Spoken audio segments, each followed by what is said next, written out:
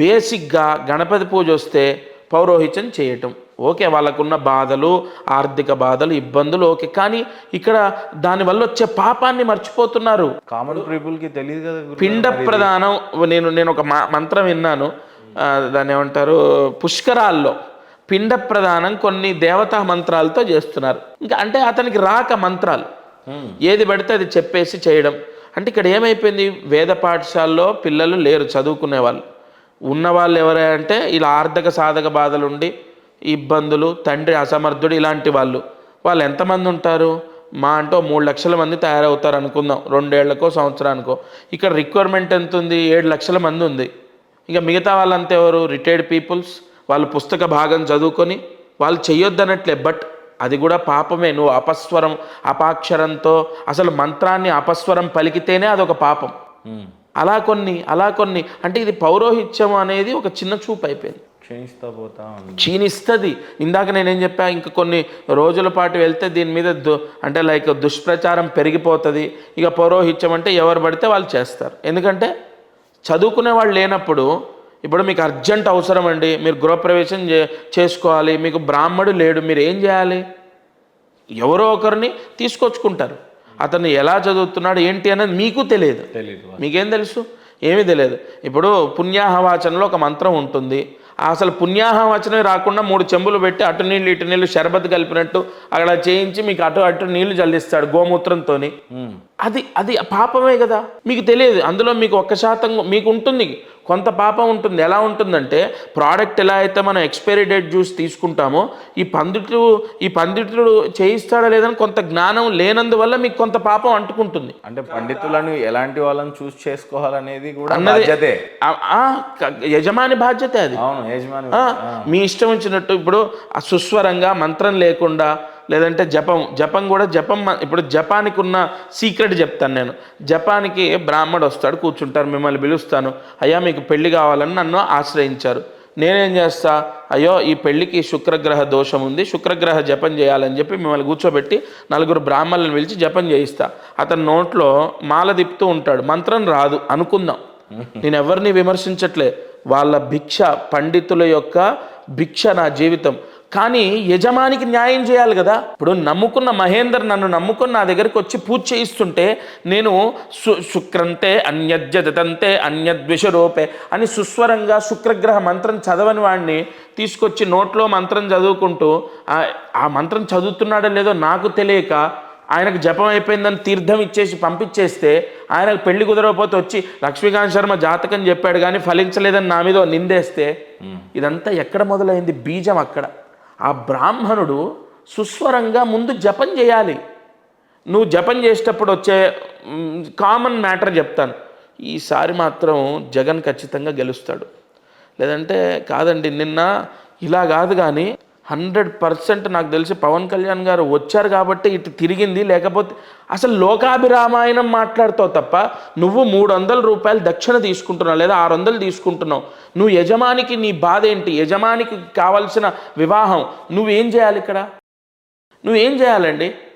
జపంలో నేను అందుకే జపం చేసేటప్పుడు ఫోన్స్ అన్నీ బయట పెట్టిస్తా, అన్నీ బయట పెట్టాలి, బయట పెట్టాల్సిందే, లేకపోతే నువ్వు రావద్దు. వద్దు, మీ స్థాయికి నేను తగిన వాడిని కాదు, బయట పెట్టాల్సిందే ఫోన్లు. ముందు సర్వము మనిషిని భ్రష్టు పట్టించేది ధ్యానం. ఇక్కడ జపంలో నేను చెప్తున్నాను, నీకు మనసు లోపించేది ఎక్కడంటే ఫోన్ వల్ల. ఎవరో ఫోన్ 11:30కు కార్యక్రమం ఉందట, 11:30కు కుదురుతుందా అని చెప్పి ఇతను జపంలోనే వాయిస్ మెసేజ్ పెడతాడు. చాలా మందిని చూసాను. నీ జపం ఏమైంది? నీకు ఇప్పుడు ఈరోజు నీకు అన్నం పెట్టేది మహేందర్ కదా, మరి ఆ యజమానికి నువ్వేం న్యాయం చేస్తున్నావు? కాబట్టి ఇది అంతరించిపోతుందండి. నేను ఈ మాట అంతా ఎందుకు తీసుకొచ్చానంటే, బ్రాహ్మణులు గొప్పవాళ్ళు, మహానుభావులు, వాళ్ళు ఈ మాత్రం వాళ్ళు చేస్తున్నారు కాబట్టే, మహా పండితులు సుస్వరంగా న్యాయం చేస్తున్నారు కాబట్టి ఇంకా భూమి కక్ష మారకుండా మనం ఇంత ప్రశాంతంగా ఉన్నాం. కానీ ఇక్కడ ఈ పురోహితం అంతరించిపోవడానికి కూడా పౌరోహితులు కూడా కొంత కారణమే. ఎందుకంటే న్యాయం లేని ఏదైనా సరే రాను అంతరించిపోతుంది. ఏమంటే మీరు కిరాణా షాప్ పెట్టారు, కల్తీ అమ్ముతున్నారు సార్, తెలియదు, 2 ఏళ్ళు తెలియదు, 3 ఏళ్ళు, 4వ సంవత్సరం కుప్పగూలిపోతుంది మీ వ్యాపారం. అలాగే పౌరోహిత్యంలో ఉండి జపాలు చేస్తాము, లేదంటే లైక్ ఇంకోటి పితృకర్మలు, ఎన్ని దుర్మార్గాలు పితృకర్మ అంటే అది ఒక గొప్ప కర్మ. భోక్త చేసేటప్పుడు ఛాయ్ తాగి కాఫీ తాగి ఆరోగ్యం షుగర్ ఉంది ఛాయ్ కాఫీ తాగా ఓకే. టిఫిన్ చేసి భోక్తకు కూర్చుంటే అది మహా పాపం అండి. టిఫిన్ చేసి భోక్తకు కూర్చొని నీ 250 400 1000 రూపాయలు తీసుకొని నువ్వు వెళ్ళిపోతున్నావు. బట్ దీనివల్ల నీ కొడుకు ఎలా ఉన్నాడు, నీ బిడ్డ ఎలా ఉంది, వాళ్ళ గురించి ఎప్పుడైనా ఆలోచించావు? నువ్వు చేసే వృత్తికి న్యాయం చేయకపోతే పిల్లలకు తాకుతుంది తెలుసా. వాళ్ళు చెడు అలవాట్లు నేర్చుకోవడమో, ఎదురు మాట్లాడటమో, ఉద్యోగం లేక పెళ్లి కాక ఒక ఎలాగంటే ఒక బడ్డు బైరాలాగా అలా ఉండిపోతారు ఇంటి మీద. ఎక్కడి నుంచి వస్తుంది ఆ పాపం? రోజు నువ్వు 1000 రూపాయలు మోసుకొచ్చి ఇంట్లో పెడుతున్నావు ఆ పాపాన్ని, అది పెరిగి పెరిగి పిల్లల మీద పడుతుంది. అందుకే నేను ఏమంటున్నానంటే ఈ పౌరోహిత్యం అంతరించిపోవడానికి అన్నిటికీ అంటే అంతరించిపోవడం కొంత కలి ప్రభావము, సమాజం యొక్క ప్రభావం ఉంటుంది. ఇటువంటివి కూడా ఉండకూడదు అంటున్నాను. వీటి ప్రభావం కూడా పడుతుంది, తప్పకుండా పడుతుంది, నో డౌట్. ఎలాగో ఇంత శాస్త్రం చెప్పారు కాబట్టి గురుగారు, ఈ 2025 వచ్చినప్పుడు స్టార్టింగ్లోనే అమెరికా నుంచి ఒక స్టోరీ ఎవ్రీ టైం బయలుదేరుతూనే ఉంటుంది. 2012లో అంతమైపోయిందని చెప్పారు, 2020 అంతమైపోతుంది అన్నారు. ఇప్పుడు కొత్తగా 2025 కొంత చాలా కష్టంగా ఉంటుందని భయపెడతా ఉన్నారు. ఇప్పుడు వస్తున్నటువంటి షష్టగ్రహ కూటమి గురించి చాలా చాలా ఎక్కువగా మాట్లాడుతూ ఉన్నాయి అన్ని ఛానల్స్. అవునండి. దీని మీద మీరు చేసినటువంటి అధ్యయనాలు ఏంటి యాక్చువల్లీ? ఒక్కటండి, ఫస్ట్ ఆఫ్ ఆల్ ఈ ప్రతి సంవత్సరం ఇది కుప్పగూలిపోతుంది లేదా సునామీ వస్తుంది. అసలు మనకు మహర్షులు ఆల్రెడీ ఇన్ని సంవత్సరాలు కలియుగం యొక్క ఆయుష్ని రాసేశారు. 4,20,000. అది జరగంది, ఇదేం కుప్ప కూలిపోదు. అయితే ఏమవుతుందంటే మన కలుషితం వల్ల అన్నీ చచ్చిపోతూ మనం జనాభా తగ్గిపోతుందేమో తప్ప కలియుగం ఏమో అంతం అవ్వదండి. ఆల్రెడీ ఆయన రాసుకొని వచ్చాడు, కలిపురుషుడు రాసుకొని వచ్చాడు. మన వల్ల చేయగలిగేది ఏంటంటే ఈ ప్రకృతిని డిస్టర్బ్ చేయొద్దు, కలుషితం చేయొద్దు, వీటిని మనం డిసిప్లిన్గా ఉంటే చాలు ఫస్ట్ ఆఫ్ ఆల్. ఈ నెక్స్ట్ ఇయర్ 2012లో 12 అన్ని 12s వచ్చాయి, సునామీ వస్తుంది. భూమి అంతం అవ్వడం అనేది జరగదు ఫస్ట్ ఆఫ్ ఆల్. మానవాళి అంతమవుతారు, భూమికి ఏం కాదు, అదే సేమ్ తిరుగుతూ ఉంటుంది, మళ్ళీ సూర్యుడు చుట్టూ తిరుగుతుంటుంది, మళ్ళీ కొత్త, ఇవన్నీ కామన్, ఎక్కడికి పోవు. కలియుగం అయిపోతుంది, మళ్ళీ ఇంకో యుగం వస్తుంది, మానవాళి అంతం అవుతారు అంతే. రెండోది, ఎటువంటి ప్రతి సంవత్సరం ఇంకా 10 ఏళ్ళు కాదు, ఇంకా 100 ఏళ్ళు కాదు, ఇంకా 1000 ఏళ్ళు అయినా ఇది ఉంటుంది. ఇక పాయింట్కి వస్తే ఈ షష్టగ్రహ కూటమి ఏమండి, ఈ ఎప్పుడైనా సరే ఒక రాశి. షష్టగ్రహ కూటమి అంటే ఏంటి? షష్టగ్రహ కూటమి అంటే 6 గ్రహాలు ఒక రాశిలో కలవడం. ఎప్పుడైనా సరే గుర్తుపెట్టుకోండి. రాశిలో కలవడం అంటే ఎలా అంటే ఇప్పుడు రవి 30 రోజులకు ఒక రాశి మారుతుంటాడు. చంద్రుడు రోజున్నరకు 2 రోజులకు 2.5 రోజులకు మారుతూ ఉంటాడు. లేదు శుక్రుడు, కుజుడు, బుధుడు, ఈ గ్రహాలు శుక్ర బుధులు 45 రోజులకు అలా మారుతూ ఉంటారు. కుజ స్తంభనం అయినప్పుడు 3 నెలలు 6 నెలలు ఉంటాడు, లేదంటే మళ్ళీ నెలకు 2 నెలలకు అలా మారుతూ ఉంటాడు. అలాగే గురువు సంవత్సరం, రాహుకేతులు సంవత్సరంన్నర, శని 2.5 ఏళ్ళు, ఇలా రాశులు మారుతూ ఉంటాయి. మారుతున్నప్పుడు ఆ గ్రహాల యొక్క పాపపుణ్యాలు ఆ గ్రహ రాశిలు అంటే ఆ గ్రహాల యొక్క ఫలితాలు, అవి పాపపుణ్యాలు అంటే యోగ అవయోగాలు ఆ రాశి వారిపైన చూపిస్తాయి, వాళ్ళు అనుభవించవలసిందే. ఓకేనా. రెండోది, ఇక్కడ ఈ షష్టగ్రహ కూటమి అంటే 6 గ్రహాలు ఒక రాశిలోకి వస్తున్నాయి, అది పాయింట్. అయితే ఇక్కడ విషయం ఏంటంటే ఈ జ్యోతిష శాస్త్రంలో ఉన్నటువంటి ఇక సమాధానం ఏంటంటే ఏ రాశిలోనైనా ఎక్కువ గ్రహాలు కలవకూడదు, కలిస్తే ఆ యొక్క స్థానాన్ని భంగం చేస్తాయి. ఓకేనా. ఇక్కడ మనకు మీన రాశిలో ఉదాహరణ తీసుకొని చెప్పరా. ఉదాహరణకు ఇప్పుడు ఎవరికైనా లగ్నాతు దశమంలో 4 గ్రహాలు ఉన్నాయనుకోండి, అబ్బా కేంద్రంలో అసలు నాలెడ్జ్ లేనివాడు ఏంటండి అని అడుగుతాడు. కొంత నాలెడ్జ్ ఉన్నవాడు, కొంత అంటే ఏమీ లేదు, కొంత ఉన్నవాడు ఏంటంటే కేంద్రంలో 4 గ్రహాలు ఉన్నాయి, నాకు విపరీతంగా యోగిస్తుంది అనే ఫ్లోలో ఉంటాడు. అసలు ఏ రాశిలోనైనా ఎక్కువ గ్రహాలు ఉంటాయి, ఇప్పుడు లగ్నానికి దశమంలో ఉంటే వాడు వృత్తిపరంగా మోసపోతాడు, లేదా నష్టపోతాడు, లేదంటే సరైన సెటిల్మెంట్ ఉండదు. లేదా సప్తమంలో ఉన్నారు, 2 పెళ్ళిళ్ళు అవ్వడం, లేదా పెళ్ళి అవుతుంది, భార్య దగ్గర పర్ఫెక్ట్ ఉంటాడు, బట్ బయట చేసే పనులు అతను చేస్తూనే ఉంటాడు. అదే రాశిలో శత్రువులు ఉంటే, అంటే ఉదాహరణకు శనితో రవి ఉన్నాడు లేదా శుక్రుడితో రవి ఉన్నాడు, అప్పుడు ఏమవుతుందంటే ఇతను రెడ్ హ్యాండెడ్గా భార్యకు దొరకడం, లేదు ఉదాహరణ ఏదో తప్పు చేస్తూ సప్తమం ఒక్క భార్య విషయమే కాకుండా ఆపోజిట్ పర్సన్ అంటే ఒక దొంగతనం చేస్తూ పార్ట్నర్కి దొరికిపోవడం, ఇలా ఆ స్థానంలో గ్రహాలు ఎక్కువగా ఉన్నప్పుడు ఆ స్థానాన్ని భంగం చేస్తాయి. అంటే లైక్ పుత్రుడు, ఒక పిల్లల విషయంలో తీసుకోండి, పంచమంలో గురువు ఉన్నాడు అనుకోండి, సంతానం లేని వాళ్ళు ఉన్నారు, ఆలస్య సంతానం ఉన్నారు, దత్తత తీసుకున్న వాళ్ళు ఉన్నారు. అంటే కారకో భావనాశయ, పుత్రకారకుడు సంతానకారకుడు గురువు పంచమంలో ఉండకూడదు. అలా ఇక్కడ ఏమైపోయింది, 6 గ్రహాలు రావడం కొంత ఎఫెక్ట్ అనే ఎప్పటి నుంచి ఎప్పటి వరకు అనే ఉన్న కాలమాన పరిస్థితి 29 మార్చు 6 గ్రహాలు కలుస్తాయి. అంటే ఇప్పుడు నెక్స్ట్ రాబోయే రోజుల్లో. తర్వాత ఏప్రిల్ ఎంతకాలం అదే చెప్తున్నాను, అది 3 రోజుల్లోపే ఒక గ్రహం వెళ్ళిపోతుంది, అక్కడి నుంచి డిలీట్ అయిపోతుంది. 5 ఉంటాయి, ఆ 5 సుమారుగా ఒక 20 రోజులు ఉంటాయి, మళ్ళీ అక్కడి నుంచి ఇంకో గ్రహం వెళ్ళిపోతుంది. తర్వాత ఒక నెల 2 నెలలు ఓవరాల్గా అన్నీ మనం క్యాలిక్యులేట్ చేసుకుంటూ ఒక 3 నుంచి 4 నెలలు ఓకే ఎక్కువగా. తర్వాత దానికి డివైడ్ అయిపోతాయి. ఏంటి ఈ గృహ కూటమి వల్ల మానవాళి పైన ఎలాంటి ప్రభావం చూపుతాయని దీని అర్థమా, లేకపోతే ఏ రకంగా దీన్ని అర్థం చేసుకోవాలి అసలు? ఫస్ట్ ఆఫ్ ఆల్ షష్టగ్రహ కూటమి వలన మనుష్యులకు సమస్య వస్తుందా అంటే వారి జాతకంలో మీనరాశి ఏ స్థానం అయిందనేది తీసుకోవాలి. అది దశమ స్థానమా, లేదా చంద్రాతు మీనరాశి ఎక్కడుంది, లేదా లగ్నాతు మీనరాశి ఎక్కడుంది, ఒకటి పాయింట్ నెంబర్ 1.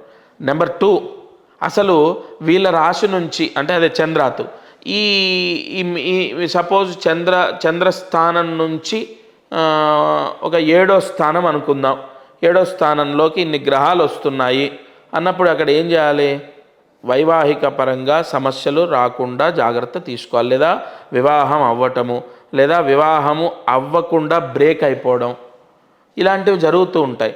అయితే ఇంకోటి అత్యంత ప్రమాదము అనడానికి లేదు, ఎందుకంటే వ్యక్తిగత జాతకానికి కాలక్రమేణా జరిగేటటువంటి అనార్థాలకు సమస్య ఉండదు. ఇప్పుడు రాష్ట్రానికి అప్పు వచ్చిందండి, అప్పు వస్తే అందరం బాధితులమే, అందరం కట్టాలి, తప్పదు, నో డౌట్ ఎట్ ఆల్. అందులో ఇవాళ కాకపోయినా ఇంకో 10 ఏళ్లకైనా ఖచ్చితంగా ప్రతి రూపాయితో సహా మనం కట్టవలసిందే, అది ఓకే. అలాంటిదే ఈ షష్టగ్రహ కూటమి కూడా. ఇక్కడ మీనరాశిలో జలరాశిలోకి వచ్చాయి కాబట్టి అందులో బుధుడు నీచలో ఉన్నాడు, రేవతి నక్షత్రంలో ఉగాది వస్తుంది. తద్వారా ఏమవుతుందంటే ఎక్కువగా ప్రభుత్వం పైన అపకీర్తి వచ్చే అవకాశం ఉంటుంది. ప్రభుత్వం పైన అపకీర్తి, ఎందుకంటే రాజే ఇక్కడ భంగమయ్యాడు, ప్రభుత్వం పైన అపకీర్తి రావడం. రెండోది, ఇక్కడ ఇంకొక విషయాన్ని మనం మాట్లాడుకున్నట్లయితే జలరాశిలో ఉండడం ద్వారా ప్రకృతి సంబంధితమైన విపత్తులు 25లో ఉంటాయి. అందరు సహజంగా ఇదే చెప్తా ఉన్నారు, ఎందుకలా గురుగారు? ప్రకృతి పరమైన ఎందుకంటే అండి, గతాన్ని ఎప్పుడు కూడా ఏ జ్యోతిష్కుడైనా బ్రహ్మజ్ఞాని ఏం కాదు, నేనైతే కాదండి, మహానుభావులు ఉన్నారు. అయితే ఇక్కడ ఎవరైనా సరే ఏది క్యాలిక్యులేట్ చేసుకుంటారంటే గతంలో జరిగినటువంటి వాటిని గతంలో షష్టగ్రహ కూటం వచ్చినప్పుడు ఏం జరిగింది, గతంలో పంచగ్రహ కూటం వస్తే ఏం జరిగింది, ఇవి కంపల్సరీ క్యాలిక్యులేట్ చేస్తారు. గతంలో వచ్చినప్పుడు గతంలో పంచగ్రహాలు కలిశాయి, పంచగ్రహాలు కలిసినప్పుడు మనకు కరోనా వచ్చింది. ఎగ్జాక్ట్ కలిసిన రోజే తొలి కరోనా కేసు బయటపడింది. ఓకేనా, కరోనా అనేది మనకు చాలా ఎంత డ్యామేజ్ చేసిందో మనకు తెలుసు. కానీ అంత స్థాయిలో డ్యామేజ్ అవుతుంది అని మనం భయభ్రాంతులకు అవ్వద్దు, ఎందుకంటే దానికి మించిన డ్యామేజ్ ఇంకా ఉండదు, ఎందుకంటే అంత డ్యామేజ్ జరిగింది. ఇంకోటి, ఎటువంటి డ్యామేజ్ అయినా సరిదిద్దుకునే శక్తిని మనం సృష్టించుకున్నాం. భగవంతుడు సృష్టి చేస్తే సృష్టికి ప్రతి సృష్టి మానవుడు చేశాడు ఇవాళ. కాబట్టి అసలు భయపడాల్సిన అవసరం ఏంటి? ఇల్లు కూలిపోతే 6 నెలల్లో మళ్ళీ ఇల్లు కట్టుకునే అన్ని పరికరాలు మన దగ్గర ఉన్నాయి, ఆ బలం ఉంది. అసలు అన్నం లేని చోటు ఉంటే నువ్వు అన్నం కింద పడితే అమ్మో అనుకోవచ్చు. కాబట్టి ఇక్కడ మనం భయపడాల్సిన అవసరం లేదు. ప్రకృతి సంబంధిత విపత్తులు వస్తున్నాయి, దాన్ని ఎలా ఆపుతావు, ఎలా ఆపాలి? మళ్ళీ ఇందాక నేను చెప్పినట్టు తపస్సు చేయాలి. తపస్సు చేసేవాళ్ళు ఏరి సరిపోదు, ఈ తపస్సు సరిపోదు. 100 కిలోలు బరువు నా నెత్తినేస్తే నా స్టామినా సరిపోదు ఆ 100 కిలోలు మోయడానికి. కాబట్టి ఈ పాపత్వం అనేది అక్కడ సృష్టింపబడుతోంది 6 గ్రహాలు కలిసి. దానికి మనం అంతా ఏం చేయాలంటే 100% మన మెడిటేషన్ పెంచాలి, పూజలు పునస్కారాలు 100% పెంచాలి, అవి మనల్ని కాపాడుతాయి. Point number 1. రెండోది, వ్యక్తిగత జాతకానికి దాన్ని ఆమోదించకూడదు. మీనరాశిలోకి వస్తున్నది, మీనరాశి వాళ్ళు సర్వనాశనం అయిపోతారు, మీనరాశి వాడికి మొత్తం ఇక వాడు రోడ్డు మీదకి రావడం ఖాయం, అలా మాట్లాడకూడదు. మీనరాశి వాళ్ళు ఈ షష్టగ్రహ కూటమి నుంచే విపరీతంగా ఇప్పుడు భాగ్యాధిపతి దశ ఉంది. నా ఫ్రెండే, ఎవరో కాదు, నా చిన్ననాటి స్నేహితుడు, భాగ్యాధిపతి దశ ఉంది, అతనిది రేవతి నక్షత్రం, మీనరాశి. ఇంకా బాగా సంపాదించి 100% పెద్ద స్టేజ్లో రాబోయే రోజులు ఉంటాడు. 2039 వరకు అద్భుతంగా ఉంది అతనికి. కాబట్టి అలా భయాన్ని సృష్టిస్తేనే మీరు మమ్మల్ని వ్యతిరేకమైన క్వశ్చన్స్ అడుగుతున్నారు. షష్టగ్రహ కూటమి వల్ల నేను ఇచ్చే ఆన్సర్ ఒకటే, ఎవరికి ఎటువంటి విపత్తు జరగదు. రెండోది, ప్రకృతి సంబంధితమైన విపత్తులు వస్తాయి, వ్యక్తిగతంగా డ్యామేజెస్ రావచ్చు, ఎక్కువగా నీటి సంబంధితమైన విపత్తులు వస్తాయి. ఇంకా అక్కడ సూర్యుడు ఉన్నప్పటికీ ఎక్కువగా బుధుడు, శని, రాహు, చంద్రుడు, శుక్రుడు వీళ్ళందరూ కూడా కరువు లాంటి, అదే చెప్తున్నాను. ఇక్కడ బుధుడికి ఒక్కడికి అక్కడ డ్యామేజ్ ఎక్కువగా అవుతుంది. రవి ఉన్నప్పటికీ మిత్రరాశే, చంద్రుడికి మిత్రరాశే, శనికి కూడా మధ్యమం, ఇంకా శుక్రుడికి పర్వాలేదు మధ్యమం. కాబట్టి ఇక్కడ ప్రధానంగా నీటి సంబంధితమైన విపత్తులు వస్తాయి తప్ప కరువేం రాదు. నీళ్లు లేక ఇబ్బందులు ఏం పడరు. అగ్ని సంబంధితమైన ప్రమాదాలు ఏమి ఎక్కువగా ఉండవు. లాస్ట్ ఇయర్ 23-24 తీసుకుంటే అగ్ని సంబంధితమైన ప్రమాదాలు చాలా జరిగాయి. బట్ ఈ ఇయర్లో అలా ఏముండదు. ఎక్కువగా నీటి సంబంధితమైన విపత్తులు, అకాల వర్షాలు అవ్వచ్చు, సునామీ అవ్వచ్చు, లేదంటే నీటి సంబంధితమైన విపత్తులు ఎక్కువగా ఉంటాయి. అంటే ఎక్కువగా వచ్చే కరువు కాకుండా ఎక్కువగా తర్వాత నీటి సంబంధితమైన వ్యాపారాలు కూడా డ్యామేజెస్ అయ్యే ఛాన్సెస్ ఉండొచ్చు. అంటే అన్ని వ్యవసాయ రంగంలో ఈసారి ఎక్కువగా అంటే ఎక్కువ మనం ఎక్కడి వరకు దీని ఫలితం గురువు మారే వరకే. మళ్ళీ గురువు మారితే అన్ని కంట్రోల్ చేస్తాడు. గురువు మిథున్ రాశిలోకి ఎప్పుడైతే ఎంటర్ అవుతాడో ఆగస్టులో, తర్వాత మళ్ళీ అన్ని కంట్రోల్ అవుతాయి. మీరు చూడండి, before August, after August real estate కూడా అద్భుతంగా బాగుపడుతుంది. అంటే ఫ్యూచర్లో సెప్టెంబర్ నుంచి బాగుంటుంది. మళ్ళీ 2025 సెప్టెంబర్ నుంచి ఖచ్చితంగా బాగుంటుంది. అప్పటి వరకు ఏంటంటే ఎక్కువగా ఈ నీటి సంబంధితంగా చేసేవన్నీ వ్యవసాయం అదే, ఈ రొయ్యల చెరువులని, చేపల చెరువులన్నీ అవే. కాబట్టి ఆ వాటిలో డ్యామేజెస్ ఎక్కువ ఉండొచ్చు, లేదా ఆ వచ్చిన పంట సరిగా వచ్చిన సేల్ అవ్వక ఇబ్బంది ఉండొచ్చు, సడన్గా రేటు పడిపోవచ్చు, అదే పండినప్పుడే అకాల వర్షాలు అప్పుడప్పుడు రావచ్చు. ఎనీ కైండ్ ఆఫ్ డ్యామేజ్ అది ప్రకృతి సంబంధితంగా జరుగుతుంది.